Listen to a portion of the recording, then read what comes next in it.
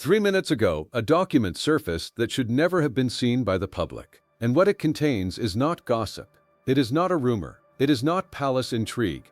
It is a body count that never happened. 6 terror plots, 6 separate documented plots against the life of Prince Harry. And 5 of them, 5, originated not in some far-off country, not in a distant war zone, but here, in the United Kingdom, in the country of his birth, in the country where his mother is buried, in the country he is told again and again he cannot safely return to. And here is the part that has stopped the entire nation cold tonight. All of this was known. It sat in a highly sensitive security assessment. It was read and filed and considered by the people whose job it is to decide who in this country is worth protecting. And Prince Harry's protection was taken away anyway. So let me ask you the question that is now burning through every conversation in Britain. How does a man become the target of 6 terror plots and end up with less protection than he had before? How does that happen? Who decided it? And what exactly did they know when they decided it? Because there is a version of this story where this is simply bureaucracy, cold, procedural, unemotional, a committee applying a rule, a man no longer qualifying, a system doing what systems do. And there is another version, a darker one where a family's private grievance became a public man's mortal danger, where a son who walked away was left, deliberately or otherwise, standing in the open, where the institution that raised him decided that the cost of protecting him was higher than the cost of losing him. Which one is true? I don't know, but I know what the documents say. And I know what a mother's death in a Paris tunnel did to the boy who is now the man at the center of this. And there is something else, something almost unbearable when you put it beside this report. Because just weeks ago, this same man, a man who has said publicly that he cannot bring his family to this country in safety, walked his 2 small children through an English garden, Archie, 7 years old, Lilibet, 5, in the United Kingdom, in the very place where 5 of these 6 plots were formed. What was going through his mind? What does a father feel, holding his children's hands in a country where a report like this exists? And why, after everything, did he take that risk? Hold on to every one of those questions, because tonight we are going to walk through all of it. What the report actually says, how his protection was removed, and by whom, the court battle he fought and lost, the words he has spoken about his own family and his own fear, and why so many people tonight are saying that whatever you think of Prince Harry, no man in this country should have to live like this.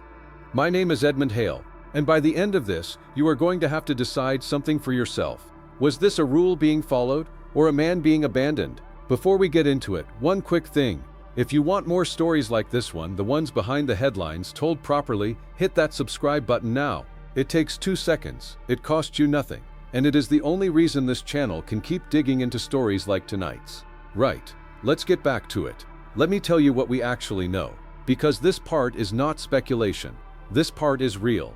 ITV News has reported on a highly sensitive security report, the kind of document that is not written for the public, not written for headlines, but written for the small number of people in this country whose job it is to assess threats against individuals. And according to that reporting, Prince Harry has been the focus of 6 terrorist plots. 6.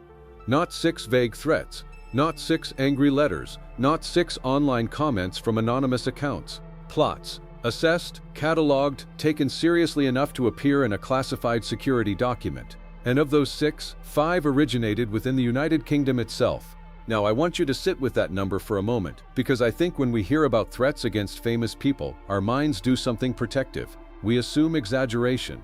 We assume publicists. We assume it is part of the noise that surrounds anyone who lives in the public eye.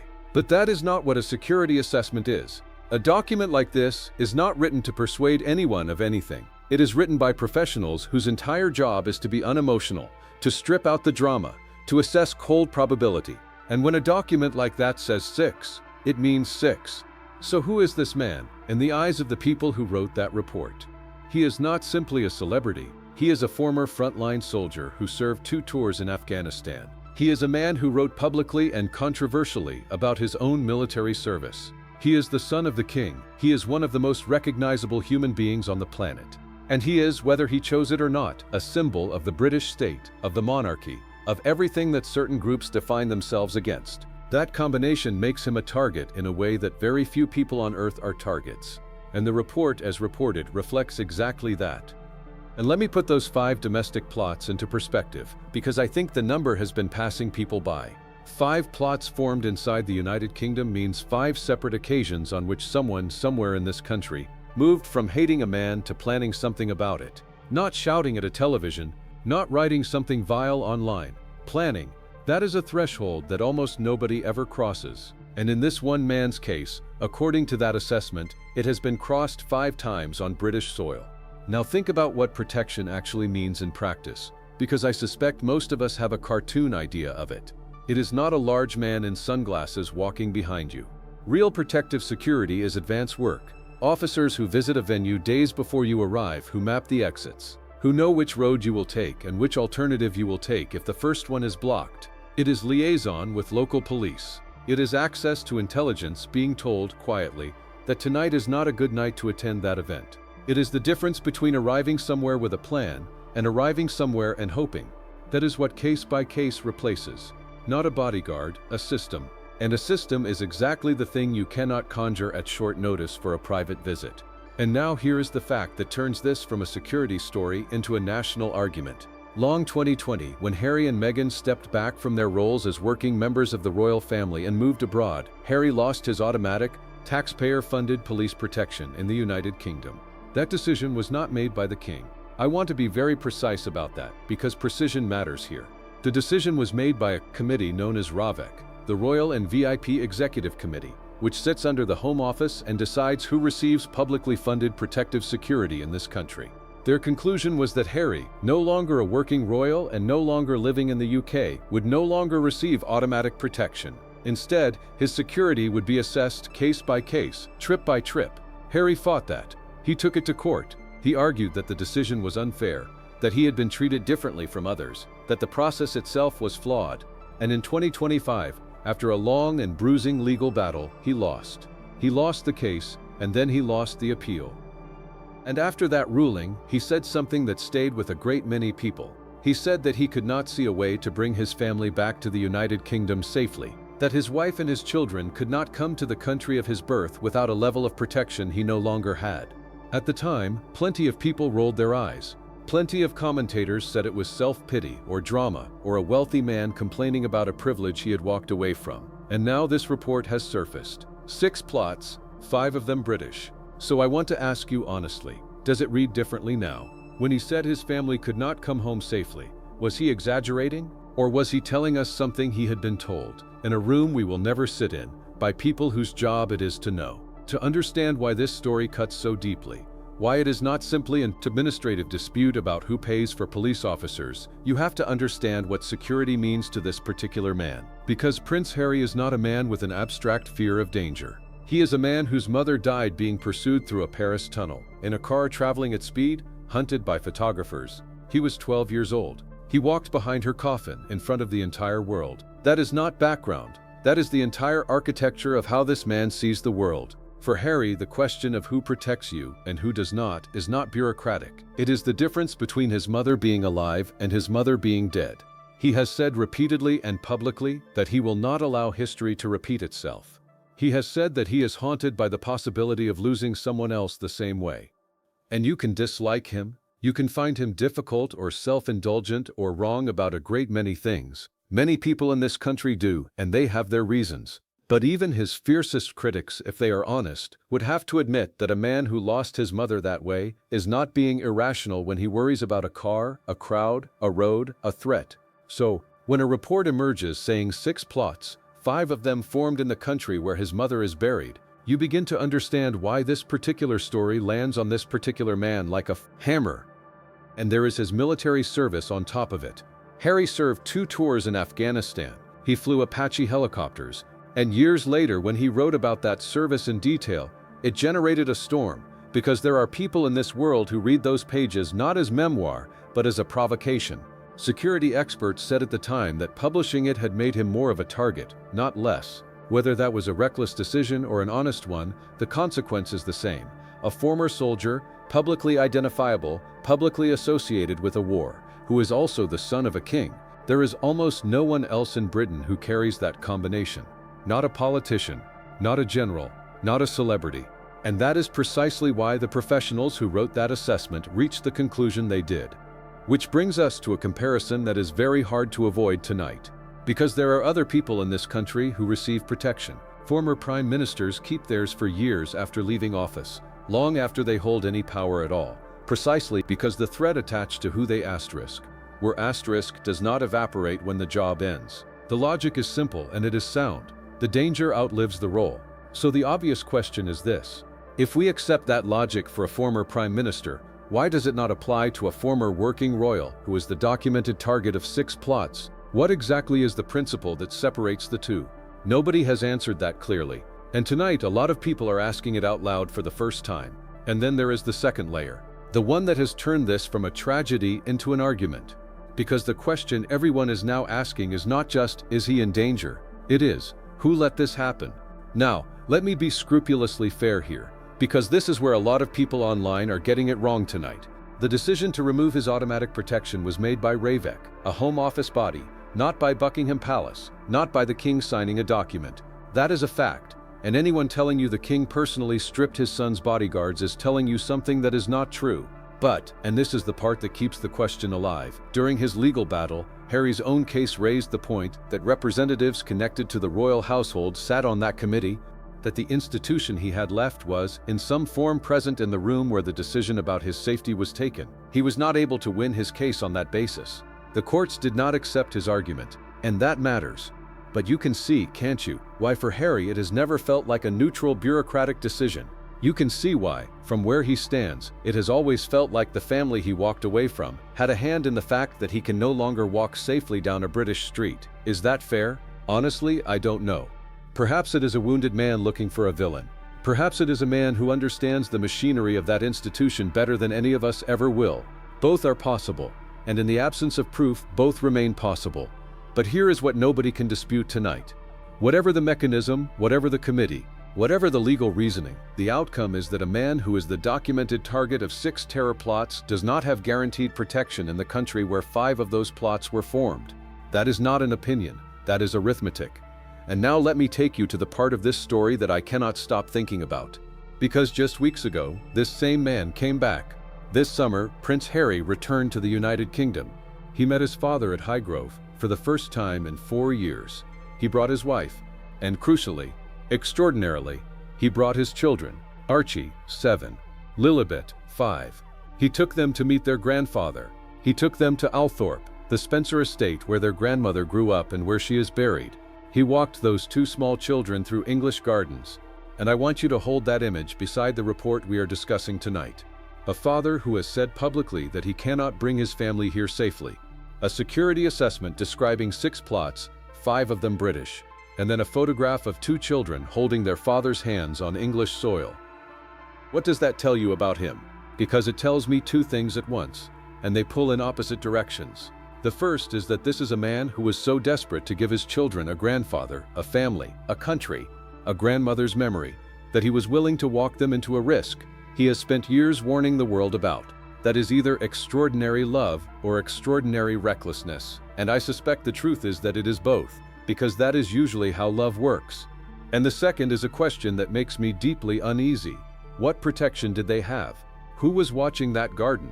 Who was standing at the gate? Because if the answer is whatever was arranged case by case, then a father made a calculation this summer that most of us will never have to make: how much danger is acceptable in exchange for your children knowing where they come from. I cannot tell you what he decided or how, but I can tell you that no father should have to do that maths. And think about what those 2 children are being raised inside. Archie and Lilibet are growing up in a household where safety is not something you assume, it is something you arrange. Where visiting your grandfather requires a risk assessment. Where the country your father comes from is in some quiet way presented to you as a place you cannot simply go. One day, those children will be old enough to ask why. Why did we only come once? Why did Daddy always look at his phone before we left? Why don't we live where he grew up? And whatever answer they are given, it will shape how they feel about this country, about this family, and about the institution their father was born into for the rest of their lives. That is the long shadow of a decision taken in a committee room in 2020. Not just where a man can walk, but what 2 children will grow up believing about where they come from.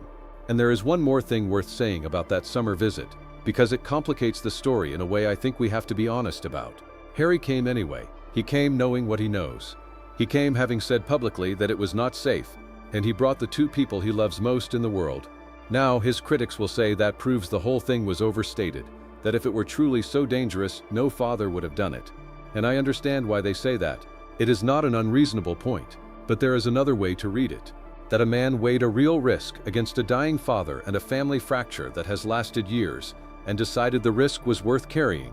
That is not proof the danger is fake. That is proof of what he was willing to walk through to sit in a garden with his father one more time. Which of those readings is right? I genuinely don't know. But notice how the same act, bringing those children, is being used tonight both as evidence that he was lying and as evidence of how much this cost him.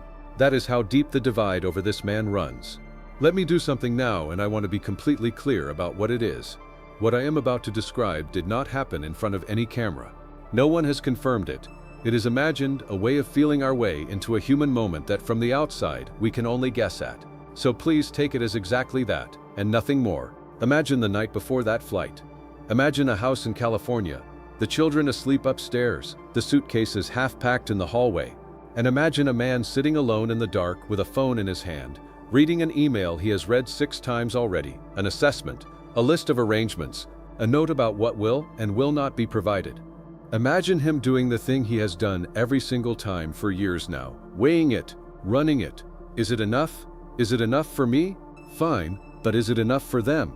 Imagine him thinking about a tunnel in Paris, about a car, about being 12 years old and being told, and then imagine him standing up and closing the laptop and going upstairs anyway, because his father is ill, because his children have never met their grandfather properly, because there may not be another summer like this one, and because at some point a man has to decide that his children will not grow up as prisoners of his own fear.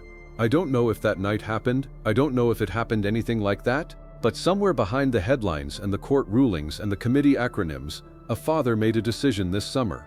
And tonight, reading about 6 plots and 5 of them formed on British soil, I find myself wondering what that decision cost him. So let me lay it out honestly, both sides, because you deserve the fair version, and not just the dramatic one. On one side, the procedural reading. A man voluntarily left his role. Publicly funded protection in this country is not a gift or an inheritance. It is allocated on the basis of role and risk by professionals, using rules that apply to everybody. He chose to step back. He chose to live abroad.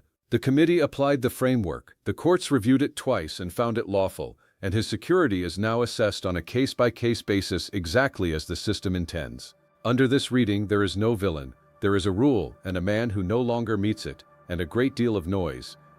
And on the other side, the darker reading. A man who is documented as the target of 6 terror plots, 5 of them domestic, has been left without guaranteed protection in his own country. His father is the king. His brother is the future king. The institution he left has at minimum a voice in the rooms where these things are decided, and the practical result of a decision made in 2020 is that in 2026 he cannot walk down a British street with certainty about his own safety, or his wife's, or his children's. Under this reading, whatever the paperwork says, something has gone badly, morally wrong. Here is what I will not do. I will not tell you that the king stripped his son's protection, because that is not what happened, and I am not going to lie to you. I will not tell you that anyone in that palace wants Harry harmed, because there is no evidence of that whatsoever, and to suggest it would be grotesque. But I also will not pretend the question isn't real, because it is. And the question is this: when a state knows a man is the subject of 6 plots, does the reason he lost his protection actually matter more than the fact that he lost it? And this is where I want to bring you into it. Because this is a story with no official verdict, only the one you reach yourself. So let me ask you directly. Do you stand with Harry on this one? Whatever you think of him, whatever you think of the interviews and the book and everything that came after, if you believe that no man who is the target of 6 terror plots should be left without protection in his own country, and if you believe that his children, at 5 and 7 years old, deserve to be safe on British soil like any other children in this land, then do one thing for me. Subscribe to this channel. Let that be your vote. Let it be how you say out loud that on this one question, the question of a man's life, you are on his side. That is all I will ask of you tonight. Just that one thing. Because your voice quietly clicking that button is how stories like this one get seen. Now let me step back, because I think this is about something far bigger than one prince and one committee. It is about what a country owes to the people it has made into symbols. Because Harry did not choose to be born into that family. He did not choose to be a target. He did not choose to be, in the eyes of people who wish this country harm, a walking representation of the British state. That was decided for him before he could speak. And there is a bargain at the heart of the monarchy that we do not talk about often enough. These people are given wealth, and palaces, and titles, and lives most of us cannot imagine. And in exchange, they surrender their privacy, their choices, their names, and in some cases, their safety. They become public property. That is the deal. But what happens when someone tries to leave the deal? Can you ever? That is the question this story is really asking. Because Harry tried to step out of the arrangement, to give up the duties and the funding and the palaces and take his family somewhere quieter. But you cannot resign from being the king's son. You cannot hand back your face to the men writing those 6 plots. He is exactly as symbolic today as he was the day he wore the uniform. He gave up the protections of the role. He did not give up the risks of the bloodline. And that gap, the space between a man who is no longer a working royal and a man who is still a royal target, is where this whole tragedy lives. And there is something else in here that I think we should be honest about. The public has decided how it feels about Prince Harry. Some of you watching this love him and see a man who was failed by his family and had the courage to walk away. Some of you watching this cannot stand him and see a man who took the privileges, cashed them in, insulted the family that raised him, and now complains about the consequences. I am not going to tell you which of you is right because that is not my job and you would not thank me for it. But I will say this. Whichever camp you sit in, the 6 plots do not care. A terrorist does not check whether you found his memoir tasteless. The threat is not a reward for good behavior or a punishment for bad. It exists regardless of whether he has been a good son, a good brother, or a good ambassador for this country. And that, I think, is the thing worth holding on to tonight. You are allowed to think he has behaved badly and still believe he deserves to be safe. Those two things are not in conflict. In fact, being able to hold both at once is probably the most decent position available to any of us. There is also a precedent buried in all of this that should worry anyone who cares about that family's future. Because whatever is decided about Harry now becomes the template for everyone who comes after him. Think about it. There are children in that family today who will never be monarchs. Younger sons, younger daughters, cousins, people who will grow up royal, be photographed as royal, be seen by the world as royal, and then at some point in their 20s or 30s, will have to decide what kind of life they want. Some of them will want out. Some of them will want a career, a private life, a home somewhere quiet, and every one of them will look at what happened here. They will see a man who stepped back and in doing so walked out from under the umbrella entirely, while remaining, in the eyes of anyone who wished him harm, exactly as much of a target as before. What does that teach them? It teaches them that leaving is not a door, it is a cliff. That the institution offers total protection or none, and there is nothing in between. And a family that gives its members only those 2 options is a family that will keep producing exactly the kind of rupture we have watched for the past 6 years. Somewhere in that palace, someone must know that, because the next Harry is already alive. He or she is a child right now, being photographed on a balcony, and how this ends will decide what that child believes is possible. Now let me talk about what happens next, because this story is very far from over. Watch first for whether this changes the political conversation. Because a security arrangement that could be defended as procedural in a quiet year looks very different when a report describing 6 plots is on the front pages. Ministers will be asked about it. The Home Office will be asked about it. And the phrase that will be repeated over and over in those questions is the one you and I are sitting with right now. 5 of them originated here. Watch second for whether Harry says anything at all. He has been remarkably restrained about the details of his security for years. Partly, one assumes, because discussing your own protection publicly is itself a security risk. If he speaks now, it will mean something. And if he stays silent, that will mean something too. Watch third for the palace, not for a statement. There almost certainly won't be one, because the palace does not comment on security. But watch the behavior. Watch whether the warmth that appeared at Highgrove this summer continues or quietly cools. Watch whether there is any movement, any gesture, any sign that this report has changed the temperature inside that institution. And watch above all for whether he comes back again.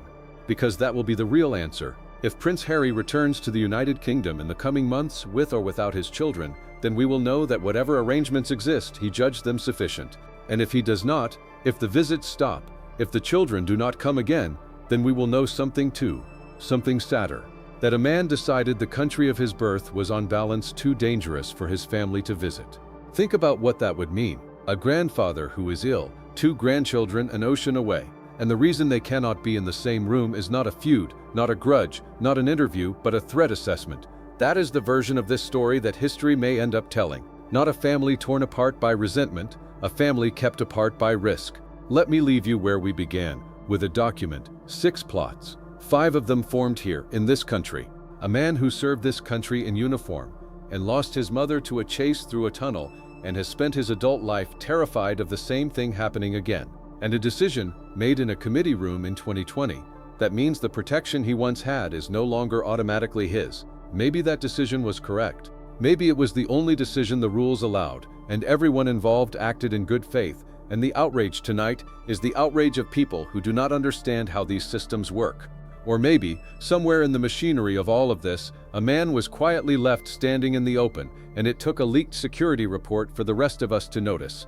I have told you honestly that I do not know which it is, but I have shown you everything I see, and now the verdict belongs to you. So tell me down in the comments what you make of it. And whatever you decide about the man himself, I hope you will agree with me on this much, that in a country like ours, being disliked should never be the same thing as being unprotected. And if you want to keep following this story with me, because believe me, it is not finished, make sure you are subscribed. That is the only way you will see the next chapter when it comes. My name is Edmund Hale. Thank you for sitting with me tonight, through a story that in the end is not about titles or feuds at all, but about a father, a threat, and the question of what we owe to the people we made famous without ever asking them. Until next time,